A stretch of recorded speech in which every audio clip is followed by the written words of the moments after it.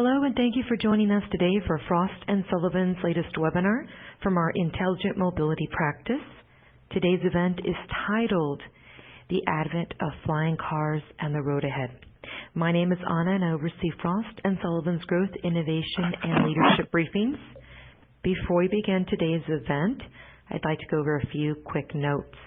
This presentation will be available immediately on demand, and you can view it at the conclusion of the webinar. We encourage you to ask questions throughout the presentation, and you can do that by clicking on the Ask a Question button.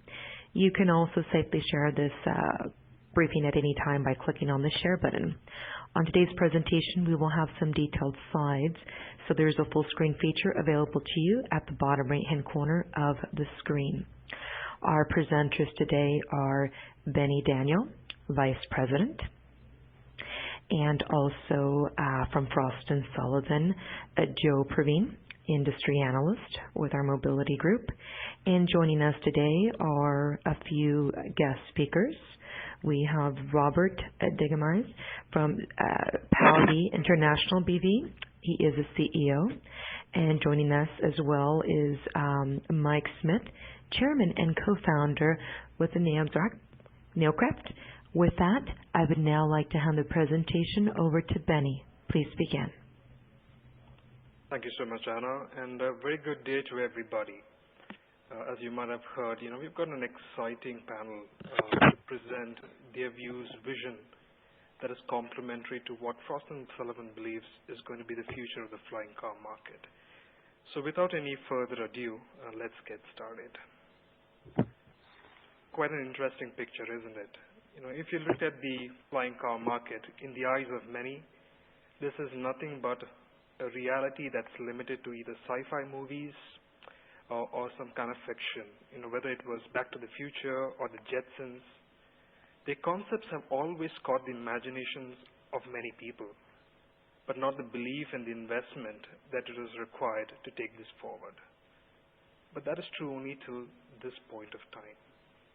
From the last time Frost & Sullivan made its presentation on flying cars at its flagship Intelligent Mobility event in London, interesting things have happened. Volvo has completed its acquisition of Terrafugia.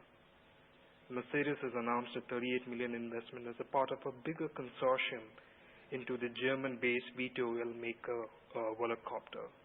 Those are just some examples, but if you take it wider, there are at least a dozen VTOL, or what we call as vertical takeoff and landing vehicles, that are currently in development by companies, and it's backed by people as diverse as Toyota, Uber, Airbus, and even Naval Aerospace. Just to throw some numbers on this, as much as $310 million has been invested by venture capital ecosystems, typically venture companies like Atomico, corporates like Daimler, or even noble angels like Larry Page. So that's the mindset that we need to have as we go into this presentation. As soon as you replace this word flying cars with words that equate to mobility, like third-dimensional transportation, then the market that we talk about today is no more a dream. It will be an intrinsic part of the market, and it will cater to mechanisms such as delivery, emergency operations, and it will disrupt nothing less than the entire mobility industry. So it's imperative to understand what drives this market. And if you go to the next slide, some insights about this can be seen. Now, what drives, as you can see, with many mobility patterns is the megatrends of urbanization, which adds not just to existing emission concerns, but also the fact that it's getting congested and therefore having additional annual travel time. This is what a mobility like flying cars could provide. It could take transportation pressure off cities, and it even allows people to live in vast distances from where they work. Interestingly, if you see what HERE is doing, of course, the leader in mapping the two-dimensional terrain, they're now partnering with company DJI to enable pilots to map pinpoint locations both online and offline. So you have to understand is as congestion picks up, you can see innovative companies approach any one of these two strategies. How do you attack congestion? You either go underground, like what a Tesla is trying to do, or you go over it, which is what this whole space is about. And our panelists today, which represents PAL-B and Neoxcraft, will give their views about why this market is likely to win over the other. If you go to the next slide, very interesting, you will see over here I'm sorry, let's go to the next slide. Yes, there we are. So, like I mentioned to you, if you start equating this industry with new mobility patterns and existing business models like car sharing, ride sharings, or even robotaxis, etc., this is likely to converge and embrace into 3D taxi kind of concepts that will help both consumers as well as business entities exploit never before unutilized airspace and land locations for urban mobility. So there are existing solutions today, right? For example, I could solve this, like helicopters. However, they've been around for a long time, and if they were to become mainstream and the main mode of urban air mobility, this would have happened a long time ago. So there are challenges such as loud noise, high cost, low fuel economy, and high emissions that make helicopters today unsuitable for urban mobility. So to make this market viable and to make sense of the huge number of concepts that is coming out into the market, it is important to categorize, like any industry, you need to categorize the flying car market as well. And we fundamentally divide it into these four elements. So the first two on the left side are basically roadable, that have both potential on the land and the air. It's basically the propulsion system that differentiates it. We're very proud to have PAL-B on our panel today that represent the roadable gyrocopter section. And on the other side, you basically have the passenger drones and hover bikes, which are extensions of concepts that we have already seen in one way or the other and fall into an essential classifications for flying car. What makes it more interesting? Well, it's the converging industries that are coming together. There are a number of industries that's coming over here, and that's what's exciting in this space. So you put as many tech developments as you want. Flying cars may arrive much faster than the regulators are ready to prepare regulations for them. Remember, it took the Federal Aviation Administration more than a decade to develop rules for drones, long after they were in common use. And it could be the same with flying cars. But in reality, that's what Frost & Sullivan's opinion is. It shouldn't be. Agencies should seriously consider crafting rules for these new vehicles, which could become an economic spark plug for whatever countries that adopt them. So these industries need to play a catalyst. These players that bring about these equations that we show in this particular side need to be the one that need to play the role of the catalyst. They should be spurring the manufacturers to build the aircraft, regulators like the FAA to bring in the regulations, and then the city which we view as a customer to actually wave into things. We talk about people like Amazon, they talk about drone highways, that is designated areas to fly. Not over houses, but over lightly populated areas that really minimize the risk. So we could have designated levels of drone highway, depending upon the vehicle speed and the sophistication, which are today's distinction that the OEMs are offering in this space. And to really talk about these distinctions, what kind of products that they have, what are the OEMs plan, I'm very excited and extremely pleased to hand it over to the author of this study, Joe Praveen, who is also an analyst and a very, very close friend. So Joe, the stage is yours. Thank you, Vinny. Moving on to the next slide, this is a snapshot of current participants in the flying cars market. So if you look at the history of flying cars, you usually see one or two startups trying to build a flying car driven by their own passion and vision to build a flying car.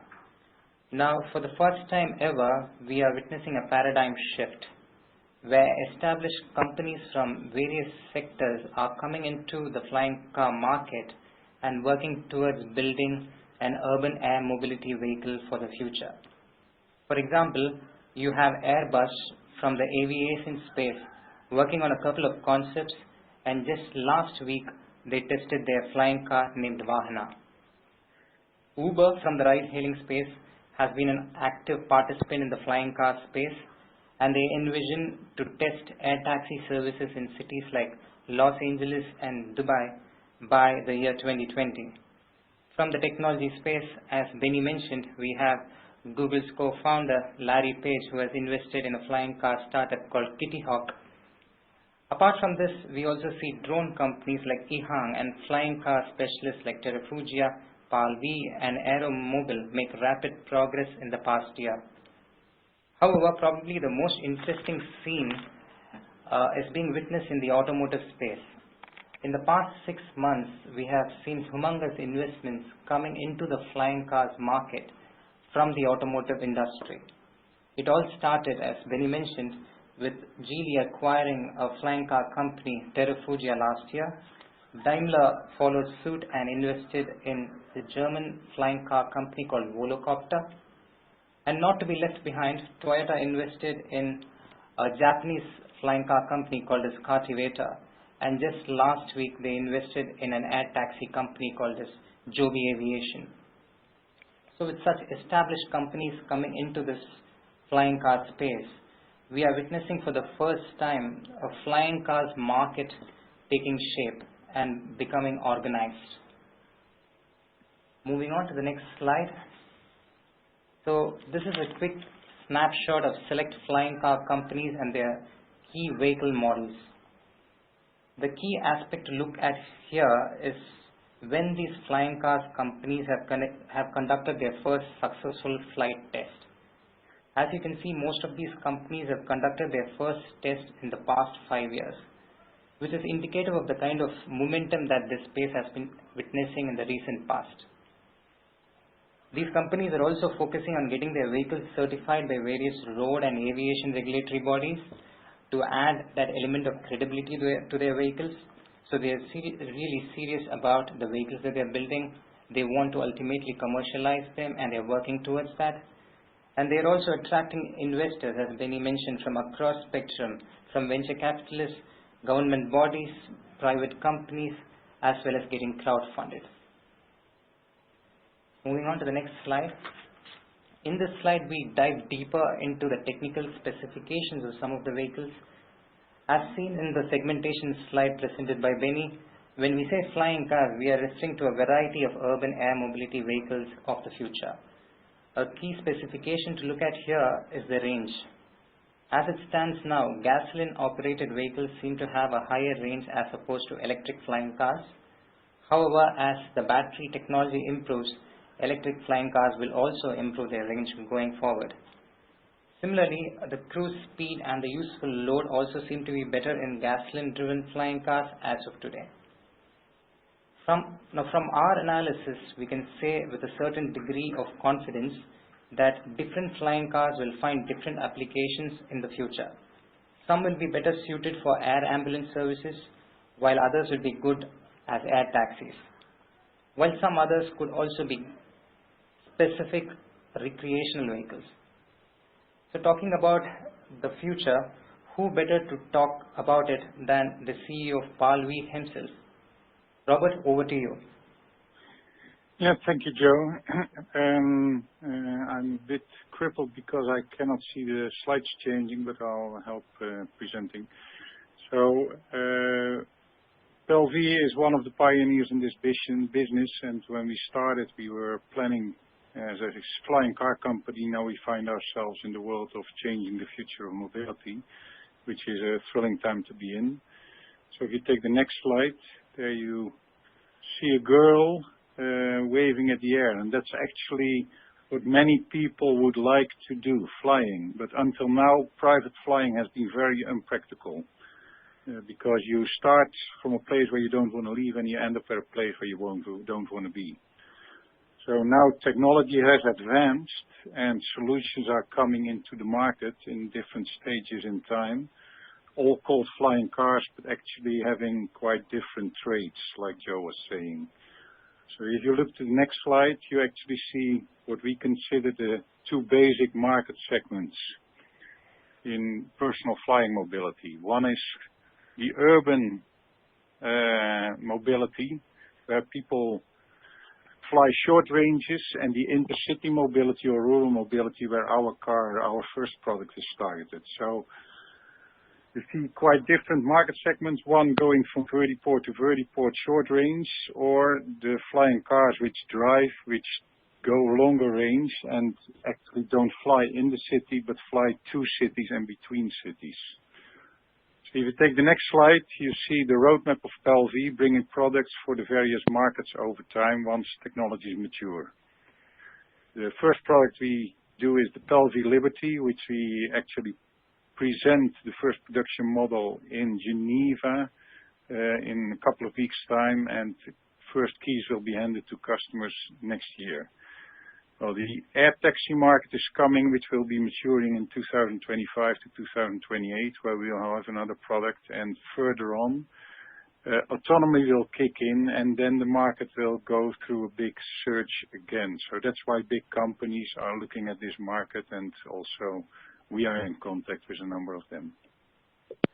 If you take the next slide, you see the challenges to build a real flying car.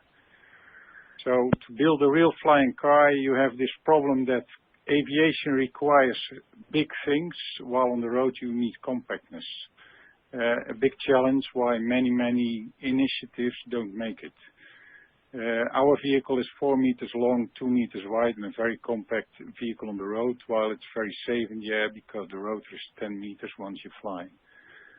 The other important thing is certification. So as far as I know, we are the only product targeting to comply with existing certification, both road and air.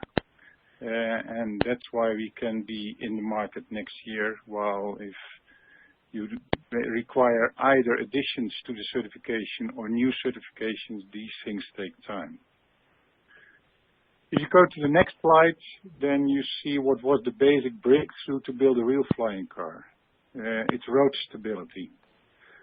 If you want to have a flying car, actually a driving airplane stable on the road, then you have the challenge of building a three-wheeler with a high center of gravity and make that stable on the road. There's a good reason why we don't make four-wheel airplanes already for 100 years. Four-wheel airplanes are very hard, very challenging for the pilot. So that's why a three-wheel one is much better than a four-wheel one. On the other hand, on the road, we want four wheels with a low center of gravity. So combining this in one vehicle required a tilting technology, and you see the vehicle below. We use the tilting technology of another Dutch company called Carver. If you go to the next slide, then you see our product in flying mode. And in the flying mode, it's gyroplane. It's a proven way of flying, the safest and easiest way of flying there is, because the rotor is not powered. The rotor is actually a parachute, and there's a propeller in the back powering it. So once people start flying a gyroplane is the easiest and safest way there is. And if you go to the next slide, then you see the vehicle in front of a garage. That's the way you will use it. You will drive it from home, going to the next slide, flying it to wherever you want to be. Then the next slide, you land it and drive into the city. And the next slide, you can park it anywhere. So it's real door-to-door mobility, having the options to fly and to drive, which is, of course, different from the air taxi market. These are very distinct markets. And if you go to the next slide, we are using the existing infrastructure, the existing small fields, the existing roads. So also infrastructure-wise, this first market doesn't have any barriers. And there are many applications that Joe was mentioning. So from taxi to military to air ambulance, different sorts. And you see some applications on the many application slides. Digging a bit into some more, the next slide. The paradigm shift is actually forced by some technology trends, one being lightweight materials, one being much more easy navigation, going to full autonomous. There's also the trend from fossil fuels to hybrid to electric propulsion, and electric propulsion allows for different forms of vertical takeoff. So these are the basic trends which change traditional flying from 100 years now to new possibilities, which will a big paradigm shift in the way we move in the next decades. If you go to the next slide, then you see one of the basic challenges of electric flying. It's a bit complicated as it looks, but if you look to the pictures, you see a chicken or a bird, and actually the chicken way of flying is very heavy and then with small wings, and that's not very effective, while if you want to be fast and far, you need to be light and have very big surface areas, and that has to do with the basic rule you see above. And that's also the explanation why still electric flying with heavy batteries and small surface areas does give you only a small range and is only valid for urban mobility for, you have to start maybe in 5 or 10 years' time. The other things to consider in the flying market and how fast these things will evolve have to do with new infrastructure. That's two sides. One is physical infrastructure, which needs to be developed. The other one is, of course, traffic management infrastructure. So our first product, the Bellevue Liberty, starts with using existing rules, existing infrastructure, existing traffic management systems, but the red products you see we have in the works, of course, grow with the market as it continues. If you go to the next slide, then there's a big paradigm shift we all have to master in terms of emergency survival. Traditional airplanes can, controlled by the pilot, come down because they have wings or they have rotors. But these new concepts, they have safety due to redundancy.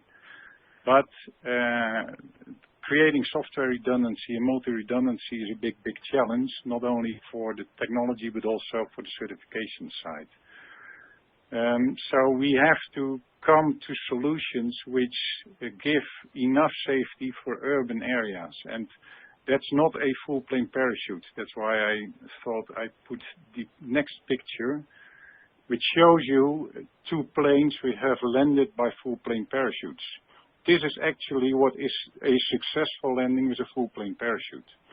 But that's not a good possibility for urban safety. So there's quite some challenges to master there. What you want is pilot-controlled emergency landings, especially in urban environments. So there's still a lot of development which we need to go through to come to real urban taxis there, which we are also looking at based on rotor technology, which gives more the above emergency landings. If you go to the next slide, then Joe was mentioning already sound. Sound has two sides, noise. One is how loud is it, but also the pitch. And the smaller the propellers and the rotors which are being used, the higher the pitch and the more annoying they get. So there are some challenges we have to master. And then the next slide is, of course, how's the regulatory framework. So we all in the industry have to deal with these elements, which will lead to a certain roadmap to develop from intercity mobility, where our first product is, up to air taxis and then to full autonomous flying and driving in probably 10 or 20 years' time. So if you go to the last slide, then you see an overview of how we think the market will develop in time and in concepts, and how we will follow this market in our developments. So if you go to the last slide, that's how did we create our vehicle, starting from ideation in 2000, then proof of concept development, which we proved in 2012, where we have proven with test flight and dry flight programs that this product can be built within existing regulations. And we are proud to launch our first production model in a couple of weeks' time. Just to give an overview, we have a team of about 70 people, and we just started production in the facilities you see. Next slide. Enjoy the drive, enjoy the flight. Thank you.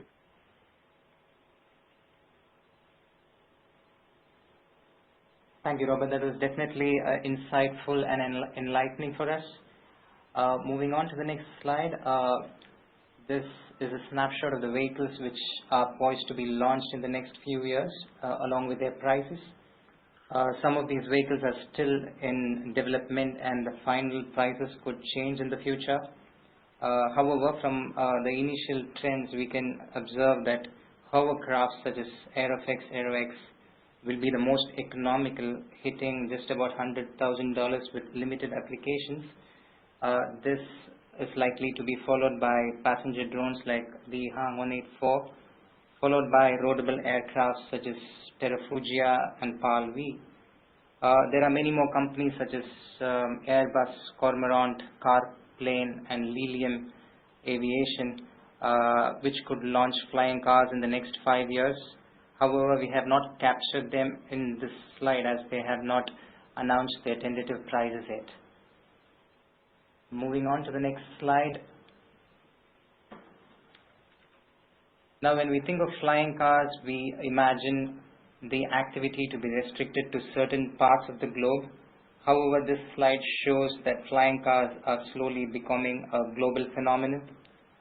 While there is a greater concentration of companies in the US, we see that flying cars are being built by companies in countries like Slovakia, Israel, China, Russia, Japan, Netherlands, and so on. So all these companies are actively engaged in building a full-scale functional flying car model. Moving on to the next slide. Now, a future of flying cars offers unlimited potential and a whole host of possible application areas. We have segmented the application areas into two broad categories based on service business model and profit business model. When it comes to service business model, we see flying cars being applied in military, used as air ambulances, in police patrol for disaster response and surveillance, so on and so forth. When it comes to profit business models, we definitely see them being used as air taxis in the next decade or so. We also see emergence of competitive flying car races, them being used for recreational purposes, application in agriculture, and definitely personal mobility in the distant future. Through these applications, it can in turn give rise to business services and revenue streams that we can think of, such as flying car corporate leasing, air taxi pay per ride, aerial security as a service, hospital to hospital biological sample transport. So exciting times ahead in the space. However, there are quite a lot of challenges, as Robert mentioned, which need to be overcome before these applications can be realized. So in the next slide, some of the key challenges are listed. Rules and regulations are a big hindrance at the moment. As Benny mentioned, regulations for commercial applications of drones are just now being framed in some advanced countries, and regulations for flying cars will take quite some time to come into effect. Takeoff and landing is a key concern as well, especially in urban areas. You need supporting infrastructure. Safety is of utmost importance in case of mid-air emergencies. Fuel range, as Robert mentioned, if you need to have meaningful commercial applications, then it's highly imperative that you have sufficient range in your vehicle. Air traffic control is another area. Once you have substantial flying car traffic in the air, who would manage the traffic? So that question has to be addressed as well. Hacking, so in the distant future, when you talk of autonomous flying cars, hacking is a real threat which needs to be addressed as well. Noise, as Robert just mentioned, when flying cars are being operated in centers of population, it becomes highly imperative to stick to optimal noise levels. So to understand more about the challenges and how they can be addressed, I pass the baton once again back to Benny Daniel. Benny, over to you. Thank you so much, Joe. And I hope the audience has found it very enlightening so far. To be honest, the remaining sections that I've had, Robert very much kind of summarized very well about these challenges. But if you talk about it from a technology point of view, right, the technology that's required for flying cars, in a lot of ways it's finally here. Whether it's creating a safe and effective vertical takeoff and landing, or how that is being solved through innovative aircraft designs, or the recent progress that is happening in the field in autonomous electric motors, both on the aerial and on the ground level. It's enabling these visionary future kind of mobility projects really come into life, especially in cities and in certain specific rural areas.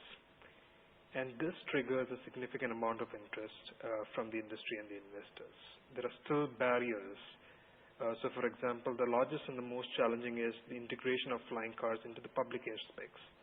This is a very complex program in terms of regulation. Should flying cars be remotely controlled by human operators, or should it be allowed to operate autonomously? If you look at it from the infrastructure point of view, how do you track it? How do you control this myriad of flying vehicles, and how to protect this, like Joe rightly mentioned, against cyber physical assets and security issues?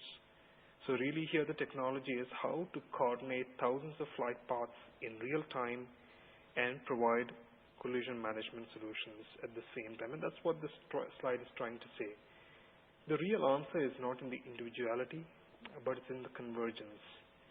Both government agencies, large businesses, they're working on this, right? Especially like Joe mentioned, where the largest number of activities are happening in the US. This is driven by NASA with support from Google, Intel, Verizon, just to name a few partners. Such systems, if you see, apart from the US, are far from implementation anywhere else in the world. So it's not just the technology, but the convergence of these different agencies that need to come together to really foster this is the key thing that needs to be handled. And also comes with is infrastructure. Do you create separate runways, or do you use existing infrastructures like helipads or terraces? What's very interesting, and we see this in our city tracker study, is how cities are re-envisioning themselves, rebuilding themselves, or how new cities are coming into the mold that will create infrastructure on its own. So really what the slide shows is the ease of implementation of this, and the truth could be anywhere between the lower half of the points that is raised in this slide. If you move on to the next slide, again, key technologies, as I mentioned before, and as Robert also mentioned, there are specific correlations that you can see where the interests are specifically happening in the automotive world as well. So if you look at the top right-hand side of this, AI, lightweight materials. Lightweighting as a technology has always been in the core of vehicle manufacturers, especially as they try to comply to the CO2. AI is becoming a new ground. You can see how partnerships are forged. So the areas which is very interestingly, and you can see the reasons behind why certain vehicle manufacturers are taking stake or investing completely in these startups, is to look at those hotspots where currently they don't have the technology know-how. And this provides a very interesting breeding space about how these markets will evolve. Our belief is the market is likely to be viable in the next 10 to 12 years, but how these partnerships take off could prove very, very interesting as well. So the question we ask is, by the time this market becomes, as Palvi CEO Robert mentioned, he sees different facets of this, including one which is the flying car. Very, very interesting how to see is how the big players, like even Airbus, are trying to do this and believe that they should have a production-ready kind of technology by 2021, really to cater and see this market as we shed new business models, new business proposition move inside.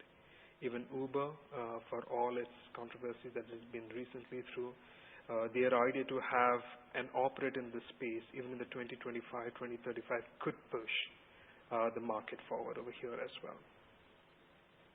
So if you see, how we see the evolution and the movement, really to summarize it is, the focus on commercializations come initially from applications such as security and recreation. That is where the initial traction will be. But some first application of air taxis will evolve and emergence of new business models. But in the future, these applications could become much more disruptive and replace some existing transport solutions. But today it's in the very, very nascent stage, and how these partnerships that Robert mentioned during his presentation will be the key to see how it will grow beyond just a new technology to be one that is sustainable and at the same time safe. And this is where I'm excited now to put you in touch with two people, Mike Smith and Dan from Nextcraft, to present their views about what their solutions are and where they see their applications likely to be in the future. Over to you. Yes, thank you very much, and thank you to Frost & Sullivan for hosting today's webinar. We're very pleased to be invited to join you all. And as newcomers to the industry, we're also very pleased to be associated with some of the more successful and pioneering companies.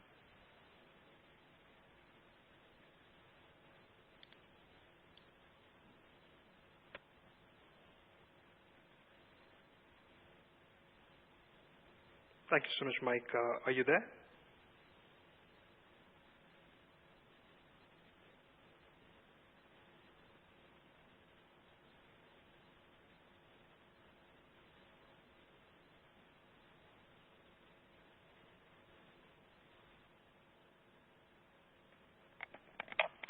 It looks like we might have lost the people from Nextcraft. Might be a technical error.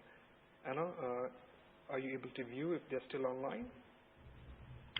Let's see here. Hello, Mike.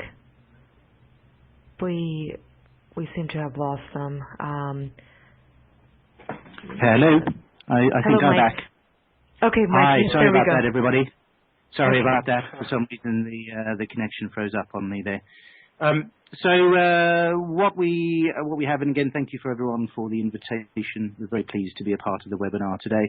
Our concept craft is an electric, effectively piloted craft. We are going to be delivering the craft under the light sport category, which means that we have a maximum takeoff weight with our emergency parachute of around 470 kilograms. And we are going for a very specific market. Initially, it is the very, very high-end luxury space, where we've had a lot of interest from super yacht, big mega yacht manufacturers, to have our craft be associated with some of the larger build yacht projects for the next 4 to 5 years delivery. So what this has done for us is allow us to reach a fairly small market, but a very unique group of people who see the value in something that is a little bit more luxurious and a little bit more able to deliver the sort of compatibility with their lifestyle that they would be used to. It is designed as a short-range vehicle initially, until the battery density increases. But what we're hoping to do is follow the evolution of battery storage very closely, and then obviously upgrade our battery technology year on year to improve range and endurance. If we could go to the next slide. This is a visionary concept of the Neo X craft, sort of transitioning between the outer edges of cities. In the discussions we've had with civil authorities, it's been pretty clear that there's a lot of work to do by everybody in the industry, not just us. And there's a lot to prove in terms of how they can become familiar and feel very confident that our craft will be safe and will be able to operate within close proximity to people and to buildings. At the moment, because we are still in the design and prototyping stage, we haven't had the opportunity to perform full-size flights, but we're expecting to be able to demonstrate that towards the end of this year. If we could go to the next slide.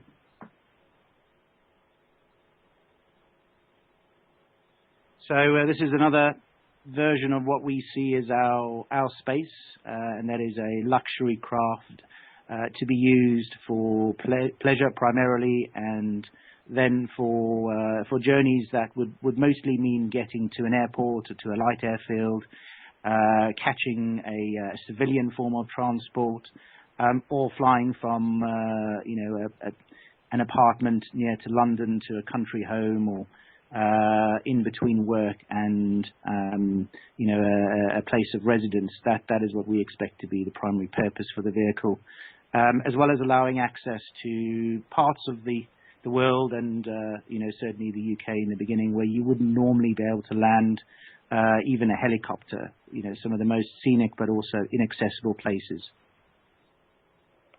If we go to the next slide.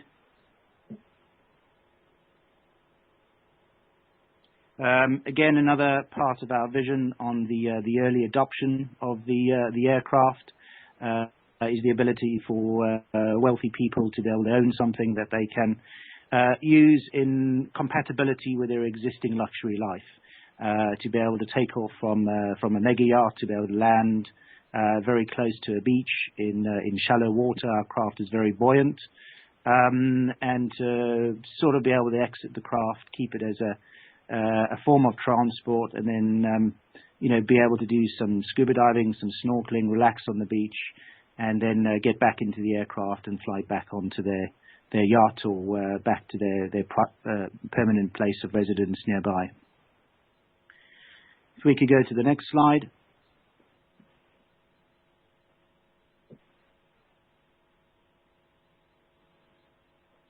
That's just a summary and just some graphical representation of where we think our craft are going to be fitting in. We then have the technical specifications. What we're aiming for is a maximum takeoff weight of 470 kilos, which allows us to certify and operate within the light sport category. We do have a unique version of a parachute in that it's steerable by the pilot, which means that you have control in an emergency descent. Unlike a lot of aircraft, including some of the fixed wings that have emergency parachutes, once they deploy that parachute, they don't have a lot of control as to where they're going to end up. And we think that's very essential, that you're actually able to, in an emergency, not get into a worse situation by, say, landing on a public road or flying straight into a building or something like that. We're intending the craft to be around the 290 kilometer an hour forward speed type category, and that is a little bit towards the top end, we think, of where the human mobility vehicles are going to be in terms of speed. But we think that's essential for the full usefulness and the full useful life of a transport interface, is to have that sort of a high speed. You'll be able to charge our craft in much the same way that you do an electric vehicle, and we have a compatibility with most modern ground-based vehicle charging stations. We also can accept power in both AC and DC to charge the vehicle. There's another graphic there. This is one of our very early renders. Things have changed a little bit on the craft, but what you're seeing is obviously a center fuselage, and then the lifting system being electric motors and propellers on the outside. It's quite a well-proven design.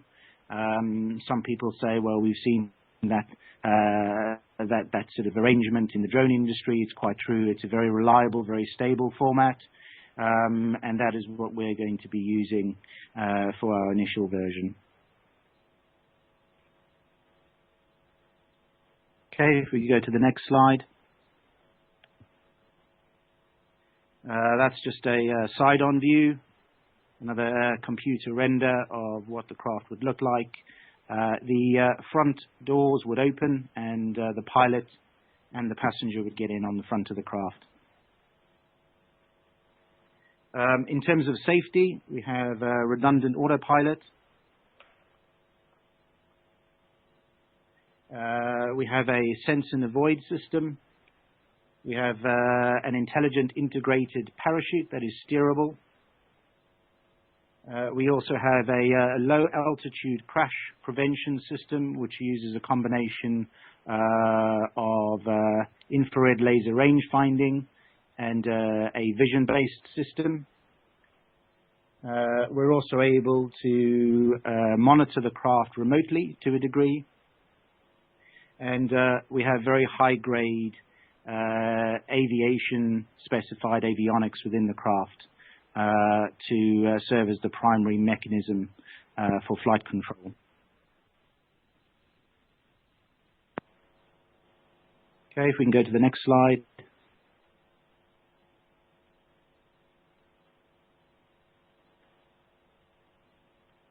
I think this is where I take over, Mike. But absolutely interesting. Majority of the things that you mentioned is a new dimension, the luxury market, an untapped market again, and hopefully the design aesthetics that you talked about does come into realization.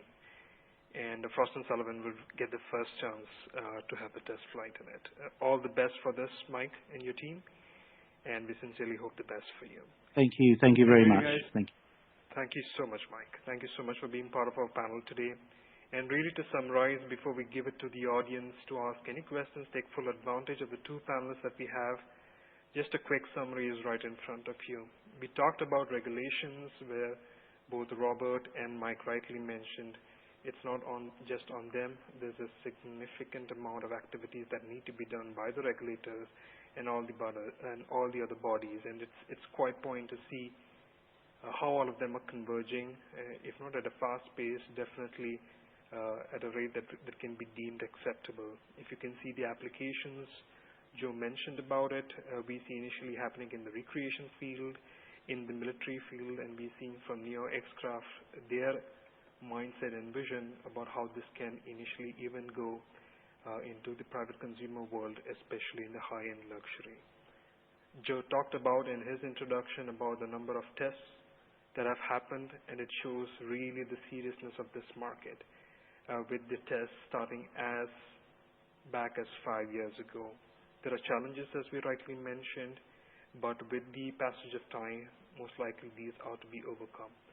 But what's interesting is to see the space that it today is operated by, which is essentially startups. We expect big bodies, especially in the aerospace industries and the automotive industry, to participate in this movement. So trends like, for example, what Volvo is doing or what Toyota is doing, or even big participants like Airbus, is a positive momentum that we believe will take this market forward. With that, we come to the end of the presentation, and I really hope you enjoyed it as much as we enjoyed presenting to you. So I don't know if there's any questions that we can direct to both to Joe, to Mike, and to Robert. Please, can we have them now? But over to you, Anna. Thank you very much. Yes, Benny, we have a first question here for Robert. Robert, how do you see the regulatory environment for flying cars at the moment, and how do you see it evolving in the future? Well, I think especially for flying cars, the challenge next to technology is definitely the whole regulatory environment. So that's from the start. For our first product, we have focused on complying with existing regulations, both road and air. So for us, there's no hurdle at all. Developing new regulations in practice normally in aviation takes 10 to 20 years. But there's quite some momentum now. So this 10 to 20 years will be reduced. How far, it depends on the motivation of regulators. And we will see how that happens. So I hope this will change dramatically, because 10 to 20 years like it used to be is not acceptable. Whether this will be a couple of years is probably a sort of, not very likely. So I would expect regulations to come in place within, say, the next 10 years for new things. Thank you, Robert. Now, this next question is for Mike. Mike, do you see more collaboration between automotive OEMs and electric flying car companies to improve the efficiencies of batteries, considering automotive OEMs are also looking at increasing the range of their electric cars? That's a very good question. question, and thank you for whoever put that to us.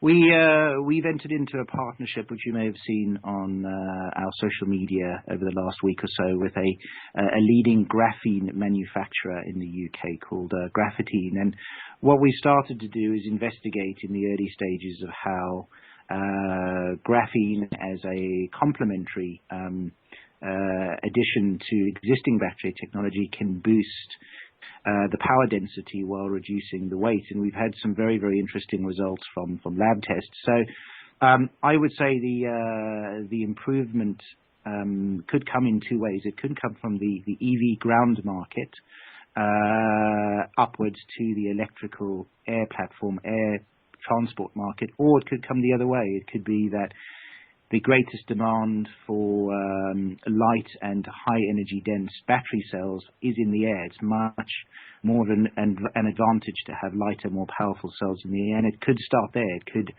be a breakthrough for air transport and then evolve back into ground vehicles. I would support Thank you, that. Mike. If you look at most, because we also spent quite some research in battery and alternative ways of propulsion.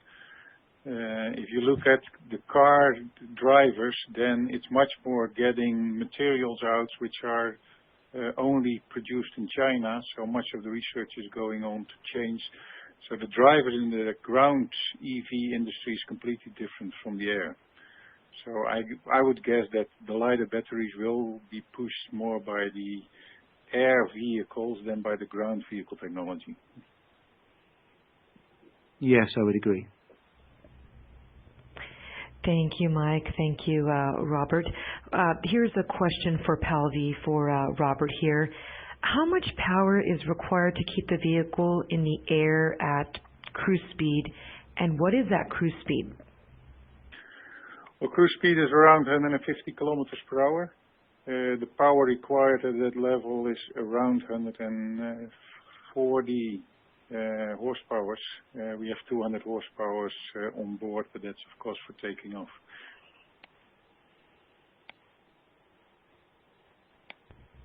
Thank you, Robert. And our next question here, this is whoever wants to jump in or everybody jump in, that's fine, one at a time here. How do you foresee the aftermarket for flying cars as it is today for wheeled cars, or will it suffer a complete revolution? Well, the first discussion is, of course, do you see it as an owner's market or do you see it as a shared market and a ride-hailing market? In the owner's market, there will be an aftermarket, but in aviation, the regulations are pretty stiff. So to stay legal, there's probably quite a number of restrictions for the aftermarket. So I would expect for those reasons the aftermarket not being very big in future. Partly because it's going to sharing, which in general will not lead to a big aftermarket. And partly because the regulations will enforce a very regulatory system on the aftermarket, which is different in cars.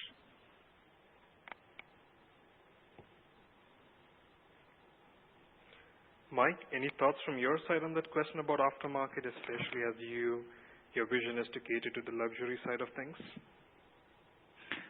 I think for us it's a little bit biased and probably wouldn't be fair for us to answer this question as much. But what we see and what we've been prompted by the sort of small amount of buyers that we have at the moment is that they would like to purchase the craft, utilize it, and then they would like to keep it in their museum. They have other vehicles, a lot of ground vehicles, they have aircraft, and we haven't heard any of them talking about wanting to resell the craft or release it. They seem to want to rather more like, keep it on display more than anything else. Right. And any thoughts about, for example, the aftermarket parts, especially when it comes to parts and services? Do you think that will also be a market to look into, or like what Robert mentioned, the regulations could be quite stiff, meaning the aftermarket may not be as buoyant? I think I'd fully agree with Robert, and I think that's a very, very wise and accurate statement to make. From our point of view, it's probably more likely that we would not encourage an aftermarket, and certainly not a parts market, is that we would want to have a very robust servicing system that would keep all of our craft fully up to date with new parts, and we wouldn't see that any other system would allow us to gain the notoriety for the ultra safe luxury category. Thank you for that, Mike. Joe, any points from your side? Yes, Benny. My question to you, Mike and Robert, is about commercial air taxi operations. So we see a lot of buzz around commercial air taxi operations taking off, especially from Uber and the Dubai government. What is your take on commercial air taxi operations and when they can take off? So we have our view, we are saying somewhere close to 2030, 2035, but there are a lot of optimistic noises out there in the market, so we would love to hear your thoughts as well. Yeah, great. Robert, sorry. Sorry, Robert, go ahead. No, you go ahead. Feel free. Yeah. So we are in quite some intense contacts with the Dubai government, so you're pretty well aware what they are doing. Also, they expect real commercial developments on air taxis in the same time frame as you are mentioning, somewhere 2020, 25, 28, 2030, and then it will still be piloted. So there's also this misunderstanding that from the start, a lot of those drones will be non-piloted. If you look to the white paper of Uber and the discussions also more from Uber publishes, the expectation is that for the first 5 years, things will be piloted until we have created enough evidence and data that the pilot can be left out. That means that there will be piloted operations somewhere starting in 2025, 28, unpiloted somewhere in 2030. And to take the pilot out is very important to make it cost effective enough. So luxury taxi services with flying cars will start sooner than you think with PLVs. But the short range VTOL air taxi world will start somewhere in the time frame 2025, 28 and really expanding in the 2030, 35 time range. Excellent. Mike? Mike, your thoughts on that? I would be a little bit slightly more bolder on the timeline, simply because there are a couple of companies who have done quite well recently in Dubai, and I think that will continue. I think PLV is going to do very, very well in the region, and their craft and the evolution of it really suits the region very, very well. And I think it's demand-led. Whenever you have the demand exceptionally higher than the supply naturally tries to keep up. And what we have with Dubai and what we're getting as feedback from the region is that they are very, very eager in any number of ways, including financially, to support the fastest evolutionary pathway possible to the electrification of the skies, as they call it, or the air taxis or air transport systems of the skies, because that's where most of the space is. We don't have any more roadways, and especially in cities where there's already been a lot spent on development. The only really most practical way is to go up and to introduce transport that occupies the least busy space, and that's in the skies.